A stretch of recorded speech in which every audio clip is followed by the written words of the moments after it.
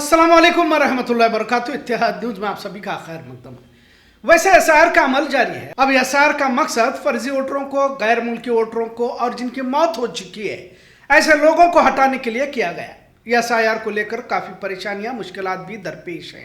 पहले तो सिर्फ मुसलमानों के लिए ही इस अमल को जारी किया गया है कि बातें की जा रही थी, लेकिन अब सरकारी सहूलतें नहीं मिलेंगी, इस डर से अक्सर लोग अपना नाम एसआईआर में दर्ज कराने की कोशिश में लगे हुए हैं। बहुत सारी वारदातें पेश तो आ रही हैं, लेकिन इसी दरमियान एक चिकबल्लापुर की भी वारदात पेश आई, जिसे लेकर काफी चर्चा देखने को मिल रही है। चिकबल्लापुर की एक खबर आई है, जहां पर पाकिस्तानी खातून फरानाज और बेटे फरदीन को शहरियत छिपाकर राशन कार्ड और वोटर आईडी कार्ड बनाकर रहने के जुर्म में गिरफ्तार किया गया। वाज़ह रहे कि चिकबल्लापुर के अयूब खान यूएई में मुलाजिमत करते थे और वहीं पाकिस्तान के फरानाज से इसकी मुलाकात हुई, प्यार भी हुआ और फिर शादी भी हुई। खैर, फरहानाज और अयूब खान को 3 बच्चे हैं। खैर, इस मामले को ज्यादा इसलिए उछाला जा रहा है क्योंकि फरहानाज और अयूब खान मुस्लिम हैं। अब वैसे भी पहले से घुसपैठिए की कहानियां बनाई जा रही है, पर क्या इस तरह का यह पहला वाकया या सिर्फ मुसलमान ही बांग्लादेश या पाकिस्तान से घुसपैठ किए हुए हैं, इसे भी समझने की जरूरत है। क्योंकि मामले को जब भारत में हिंदू मुस्लिम करने की आदत पड़ी हुई है तो लोगों को इसमें मजा भी आ रहा है और जानबूझकर नैरेटिव को सेट भी किया जा रहा है। आगे बहुत भी सारी मुश्किलात आने वाली है, इस पर कभी बात करते हैं। फिलहाल इस मामले पर सभी ने सीमा हैदर का नाम भी सुना होगा।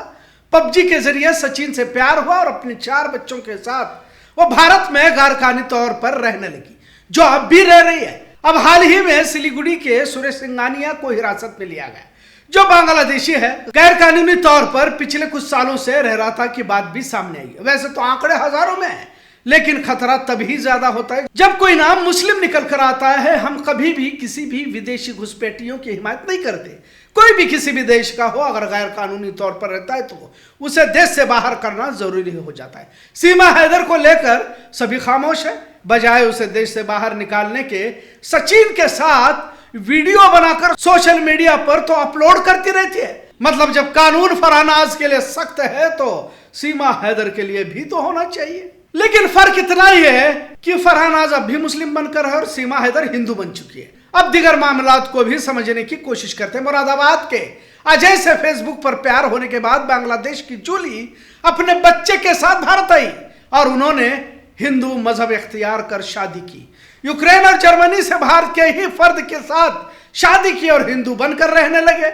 मतलब अगर हिंदू बनकर रहते हैं तो बहुत अच्छे हैं, वो देशभक्त हैं और सब कुछ ठीक ठाक है कि खबरें कैसे पेश की जाती है जैसे कोई बहुत बड़ा काम इन्होंने अंजाम दिया हो। साड़ी में बिंदी लगाने को लेकर भी खबर बनाई जाती है। एक विलायती खातून हिंदू धर्म को अपना रही वगैरह, महीनों चलता रहता है। कभी इसकी शहरियत पर सवाल तब नहीं उठाएंगे, पर अगर कोई मुस्लिम खातून मुस्लिम ही बनकर रहती है तो खबर भी बड़ी बनना जरूरी है और चाव से बनाई जाती है।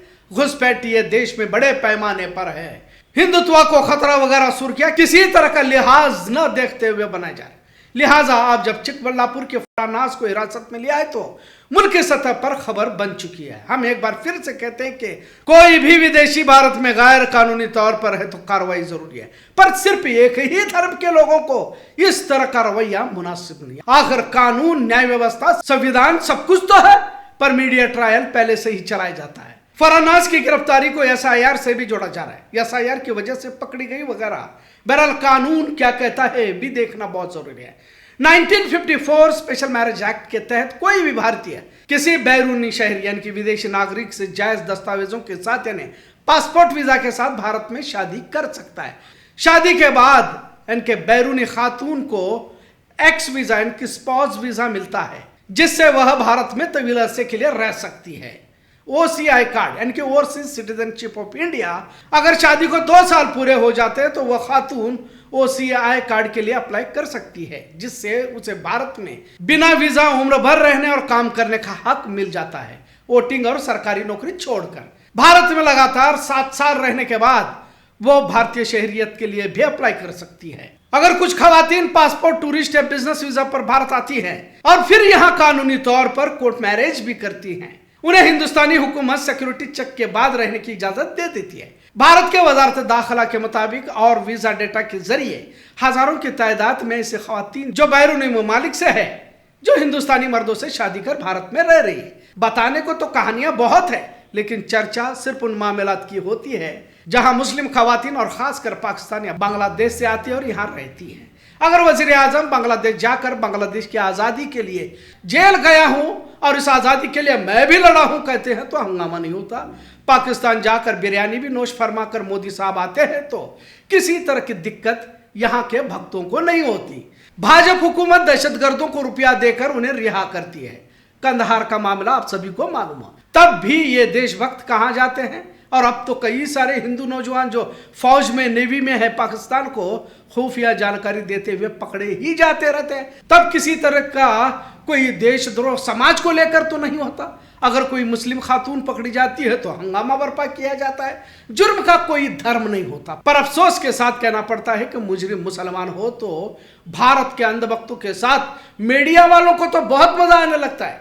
अब जब फराह नाज को हिरासत में लिया है तो खबरों को बड़े मजे से चलाया जा रहा है। यहां तक अब फिर से भारत में एनआरसी सीएए की मांग भी की जा रही है। कहने का मतलब जो भी मुसलमानों के साथ होता है उसके लिए अंधभक्तों में जोश कुछ जरूरत से ज्यादा ही नजर आने लगता है। इत्तेहाद न्यूज भी जो भी लोग देश में गैर कानूनी रह रहे हैं इनकी शनाख्त कर बाहर करने की गुजारिश करता है, लेकिन सिर्फ फराह नाज जैसों की ही नहीं बल्कि सीमा हैदर जैसों को भी साथ में बाहर करने की गुजारिश करता है। आज का मौजू कैसा लगा इस पर जरूर कमेंट करें। इत्तेहाद न्यूज़ देखने के लिए शुक्रिया। अल्लाह हाफिज।